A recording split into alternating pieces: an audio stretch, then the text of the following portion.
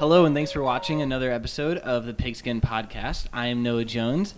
This is Curt Conrad over here, and we are joined today by Lucas, football players, Carson and Jackson Hauger. Both of them are starting offense and defensive threats, and we are so glad to have you guys here for us. Thank you very much. How are you guys doing? Pretty good. How are you, Noah? I'm doing super well. Thanks for knowing my name. I appreciate it. Thanks again for listening to us, guys. We appreciate it. More and more of you tuning in. You can find us at the App Store, right?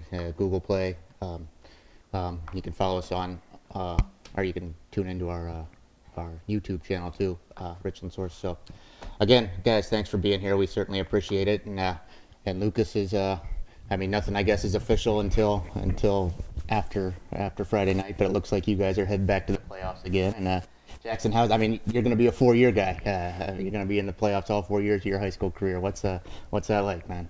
Pretty special because I can't really think of many players that experience 4 years of playoffs like I will be able to. Playoffs are awesome, so experience them every single year. I've been really lucky to have that. What's the biggest difference? I know, I never played football, but in basketball, like the intensity was so much higher in the tournament games than it was during the regular season. Is it like that in football? I mean, what's the biggest difference between playoff football and regular season football? Of course, playoff football, you got to come out. You can't start off slow. You got to come off fast, hard, because there's no tomorrow. Basically, you got to win this game. So you can't think, oh, I got next week, or oh, we got more games left. You got to win that game. So we all play as hard as we can. And Carson, did you notice a big difference between regular season games and then playoff games? Or? Yeah, there's a lot more intensity and pressure, I'd say, as a player. You never know what's going to happen. You never know. This might be your final game, so you had to go all out. It seems to me like, and I've covered it for a long time, it seems like every little mistake is just magnified at this level. I mean, everyone is so good that if, it comes down to a turnover here or, a drop pass there, it just seems like, for being young guys, that's an awful lot of pressure that you have to deal with. Do you even think about it, or is that just not even something that comes to your mind? Well, I've learned everyone's going to make mistakes. You're going to make mistakes Sure. every once in a while in a game. You just got to flush them right away because you can't let it snowball. Like Coach Spit, we're big into. Adversity is going to happen sometime throughout the game. You just got to flush it and not let it snowball. So we've been pretty good at trying to let that go. Right. Lucas is an interesting town for football, I feel like, because you travel wherever they're at and wherever you guys are going to play, and the whole town is there. I think in the very first episode, we were sort of joking about how when Lucas football comes down to playoffs, it's turned the light out at the end of the day because everyone's going. Everyone follows the. What's it like to get to have sort of a very hometown, everyone's there experience? It's definitely awesome. I think, like you said, it's very special. It's cool seeing Bob Wine Field surrounded around the track. It's awesome. Even down at River, 3 hours away, we had most of our stands were filled. So that was awesome. Yeah, I think you guys travel better than the majority of teams. The school's a lot bigger. I went to the Crestline game, and I think before the half started, you guys had way more team. I'm sorry, not the half. The beginning of the game started. You guys had way more fans on your smaller side of the stadium than Crestline did. It was pretty funny to watch.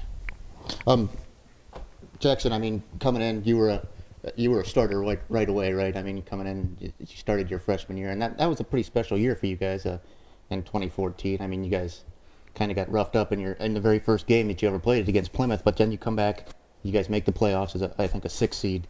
You come back, you beat them on basically a walk-off field goal, right? Did you ever in your wildest dreams imagine that was waiting for you when you got to high school?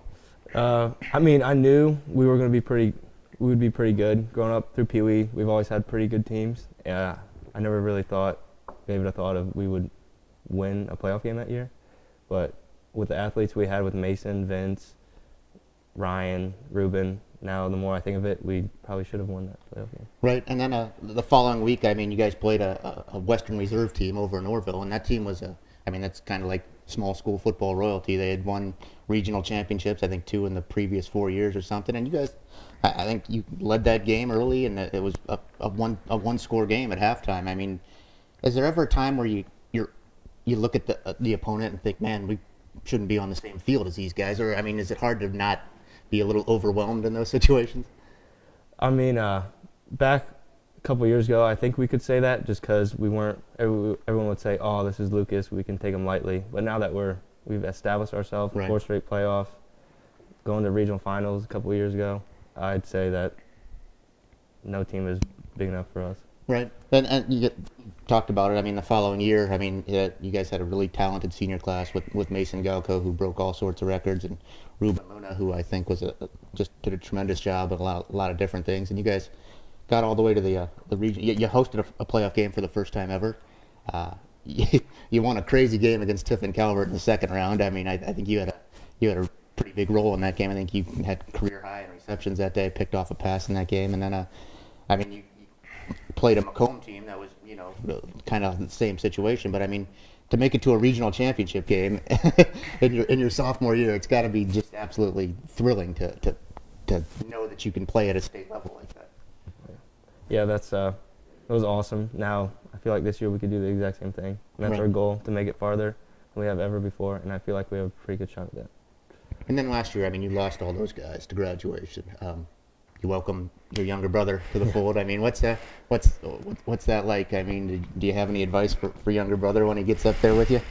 I mean, growing up, I never clicked in my head that we'd probably be on the same field. Right. So seeing him out there, knowing that he's got my back, so I mean, advice is just give it your all and don't have any regrets, basically. Do you guys take turns driving home from practice? Or? Carson probably doesn't drive yet, do you? No, Carson doesn't drive Oh, yet. no? How old are you? 15 and a half. Oh, I just got my okay, So you permit. just got the permit. Yeah. I see. Well, I mean, what's it like for you? I mean, at your end, is it kind of? I mean, is that someone you probably looked up to your whole life, and all of a sudden you guys are out there making plays together? It's got to be pretty exciting. Back in 7th grade, Jackson was starting. He's always playing, making plays.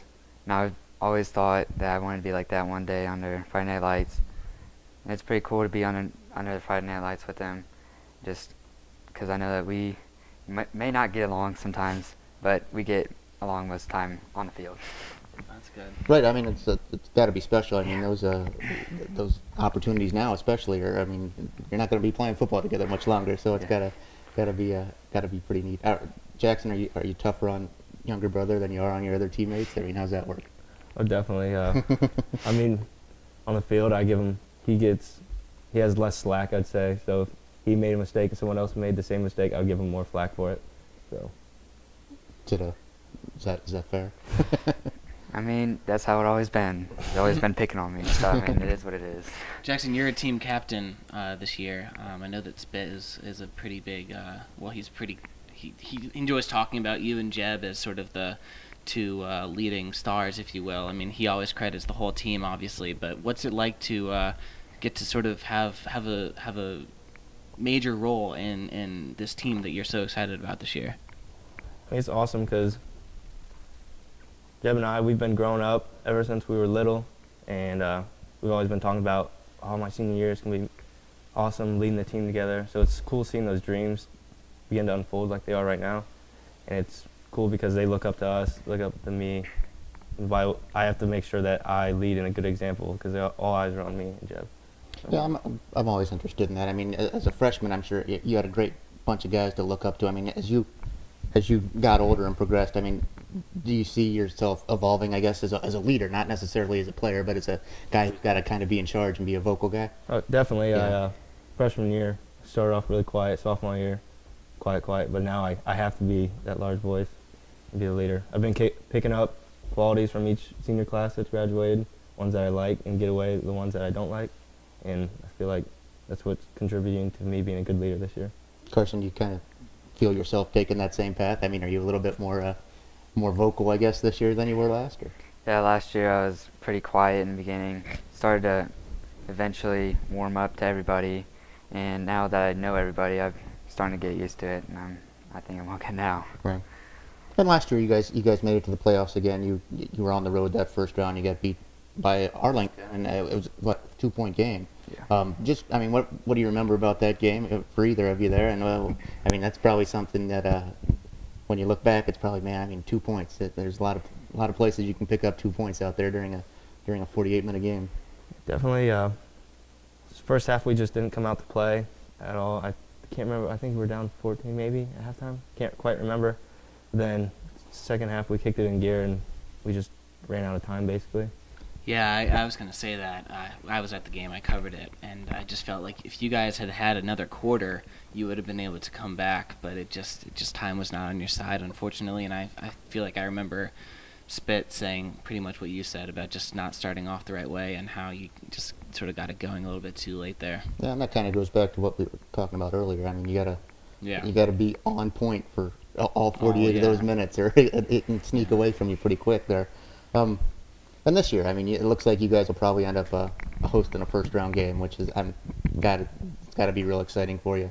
I mean, are there similarities between this team and not necessarily last year's team, but the teams that won in the first round and won in the second round? Yeah, definitely. I mean, we're all in this together. We have no cliques on the team, which we've never had before. So we're all in this together. We all practice hard each day. So like last year and the year before, or 2 years before, I'd say. So, I mean, we definitely have qualities as last. One thing I remember talking with Coach Spittler about after, or I guess it was during the media day, is he was telling me that there are team captains, which I'm assuming means you. You guys started this new thing this year where you guys were taking an extra 15 minutes at the end of each practice to work on something special. Can you talk to us a little bit about what that is and if or how it's made a difference this year? Yeah, definitely. The seniors this year, we were in leadership. We had that every single Sunday with Coach Spitt, and we would talk about setting goals and stuff, how to achieve our goals. And the seniors, my class, decided that we'd like to do a end of practice. We call it fifth quarter. Right. It's just extra conditioning. Either it's running hills on our practice field, or doing sprints, or doing stations like calisthenics and stuff like that to basically better ourselves for conditioning. And it's definitely paid off because we're playing 4 quarters high and fast. Yeah, I remember there was a game. I don't remember which team it was, but I remember Spiller saying that you guys sort of had to play a slower game in the first half because you were just slower than you guys were used to playing. So I guess it is working out for you pretty well. Yeah. You guys, I mean, unlike a lot of schools in the area, I mean, at a lot of the bigger schools, freshmen don't come in and play right away. They get the opportunity to maybe dress on Friday nights and see what it looks like, but they're playing mostly on Saturday mornings. You guys didn't have that luxury. I mean, you're thrown right into the fire right away, and you're thrown into a winning program, in that situation. And I mean, do you think you would have benefited at all to have been able to sit and watch, or is it, get out there and learn by doing? I mean, I guess I could have learned more if I would have played Saturdays and things like that. But I liked being thrown into a fire real quick. You had to learn fast, and basically if you didn't get the job done, you were out. So you had to learn fast, and kept me motivated to keep my job. So right. I like that. Carson, you liked it, like coming in right away and getting in there? It was definitely a lot more intense and just higher pace than junior high. Came in, first scrimmage, got the crap beat out of me basically because I was half the size of everybody. Sure. And I warmed up to it and still got a little bit to go. I think I'm doing better though. Yeah, I mean, physically, as a 14-year, there's a big difference between 14-year-olds and 18-year-olds. I mean, you come in there, probably weighed 125 pounds, and all of a sudden you're getting run over by, guys who weigh 220 pounds. I mean, that's just got to be such a huge jump. I mean, I have a lot of respect for guys who are able to come in and do that. Yeah, I was at the game where you were covering, I cannot remember his name, but you were covering the big receiver on Crestline who had, I think maybe, at least from my distance away, it looked like at least a foot on you. And you still came away with 1 interception, and I think it tipped past, right? Yeah, so then after the game I went up to Spit, and I was basically just talking a little bit about you, and he said that you've really sort of developed your technique to where you don't really allow the advantages other than size. Can you just talk to us a little bit about that development? And I'm sure it wasn't really hard, but once you learned it, you're clearly seeing the benefits from that hard work now. I mean, I don't really look at the person across from me and look at their size. I just think of them just as another player. And I just go out there and I just play against them and just try to give it my all. I don't care if he's 6'8" or if he's 4'8". I'm still gonna try my hardest and do everything you can do. Cool. Going forward here, I mean, you guys play a Conotton Valley, I guess it is, this weekend. And that's a team, that they've struggled a little bit. And then off to the postseason. I guess what are the goals here? I mean, you could potentially play Hannibal River, the team that you lost to this past week. That could potentially be a first-round matchup. I mean, what are the expectations, I guess, here going forward? I mean, is this a team that can play for a regional championship, do you think? I definitely think so. I think we got the tools and the athletes to do it, and I feel like we have the coaching too. Just we got to all buy in, which I feel like we have. We just got to perfect a little bit more things on offense and defense, and I think we'll be a regional champion. And you mentioned coaching, and it seems to me, and you would certainly know better than me, but Coach Spittler does a really good job of creating a community. I mean, it seems like it's more than just guys playing football on Friday nights. It's a brotherhood. I mean, is that something he stresses a lot? Is the group and staying together like that? Yeah, definitely. Coach Spitt's amazing coach. It's all about family. Mm-hmm. Which we are, and he does a great job with that. Oh, well, good. I mean, that's enough about football. I mean, talk to us a little bit about life in Lucas, away from the football field. I'm actually more interested in what your Halloween costumes will be this year. I mean, trick or treat's tomorrow night. Right. I don't know. I might. I honestly don't know. I have to work a stand for the Spanish club, Okay. so I might just paint my face or just wear my football jersey. Okay. I'm cheat a little bit, but it's all right. No big deal. What about you, Carson? I'm not gonna be wearing anything. Come on, you're the youngest one. You're not too old to be playing football or to be playing Halloween, trick or treat, whatever. I don't know. I guess I've just outgrown it. Okay. Well, in that case, we'll answer the other question. What's a day like for you all in Lucas? I mean, it's awesome. Go to school, go to school, learn a lot of stuff. Go home, or don't go home. Go to practice, be with my family, and go home, and I guess watch some film, do some homework, and then go to bed and repeat. Is that a thing you do often? Watch? I mean, I know that that's what they say. Everyone watches film. I've never played a down of organized football in my life. Is it really like that much of a studying habit that you have to create to be good at it? It definitely. We watch film in practice some days, and then it's expected of us, if we want to be great, to go home and watch our film on Huddle. Gotcha. So what are you looking for? Are you looking for how you read the defenses, or how the defense that you're playing this coming week creates holes or whatever? Being like an outside linebacker, I basically just try to find their best linemen, and I try to read them and see their tendencies and see where the ball is going, and yeah. Okay. I would be remiss if we didn't get to talk to you about homecoming. There's photos behind you floating around. Oh, there's one of you as homecoming king. Talk to us a little bit about what that experience is like for you, knowing you're the coolest guy in the whole school. Homecoming, that game was awesome. We won, beat Coshocton. Sad thing was one of my best friends, Tommy Zierzo, one of our other backs, he got hurt, season-ending injury. But it was cool getting the crown, I guess. I mean, I didn't think I'd get it. I mean, it's a cool thing, but it was fun. Cool. Carson, are you gonna follow in Big Brother's footsteps there in a couple of years? It would definitely be pretty cool, that's for sure. Cool. I went to a small school too, and it seems to me that a small rural school like Lucas, and it just seems to me that I don't know, the friendships, I guess, I don't know that they're better, but it just seems to me that you're a lot closer to the guys, because those are the guys. I mean, there's about 20 of you, and those are the guys you hang around with every day for 16 years. So I mean, there's certainly some benefits to growing up in a small community like Lucas. I mean, is it? Yeah, definitely. Yeah, you like it? Definitely. I mean, we have a great community. Everyone's got everyone's back. If someone's down, the whole community goes and picks them up.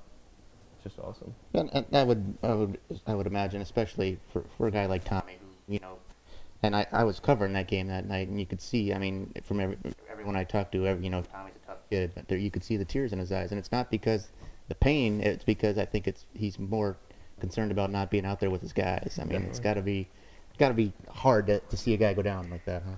Definitely, but Tommy's one of the hardest workers I know, and he'll be back greater than ever next year.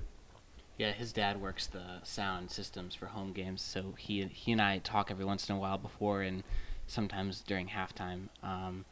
He was telling me just how worried he would be if his son did get injured, because he just lives, breathes, eats, sleeps, whatever in between football, and is always working out. And so it's sort of devastating to have, if there's a player to get hurt, you almost wish it wasn't going to be him. But I mean, you don't want any player to get hurt, really. But it's just sort of especially sad, because I know that he loves football so much. Yeah, and he's a classmate of yours, right? Yeah, Tommy's, I've grown up with Tommy since kindergarten. He's been one of my best friends as well. And there's nothing that will ever bring him down. I've never seen him like that, just be torn apart like that. But he had surgery today. Hopefully everything went well, and he'll be back next year, and I know he'll be even better. Yeah. I guess that gives you something to play with or play for, I guess, there in the coming weeks. Definitely. I mean, you guys can go out there and play for Tommy. Definitely, I got it on my cleats. Oh, do you really? I was going to say that makes a good bumper sticker or something. Yeah. Well, good. I think we're just about out of time here, but we certainly appreciate you guys coming up and making some time for us. And if you don't have anything going on in Week 11, head down to Lucas, and I'm sure they'll be hosting a playoff game. So, Carson and Jackson, thanks again for being here, and Yeah, thanks for thank you tuning so in. much. Thank you.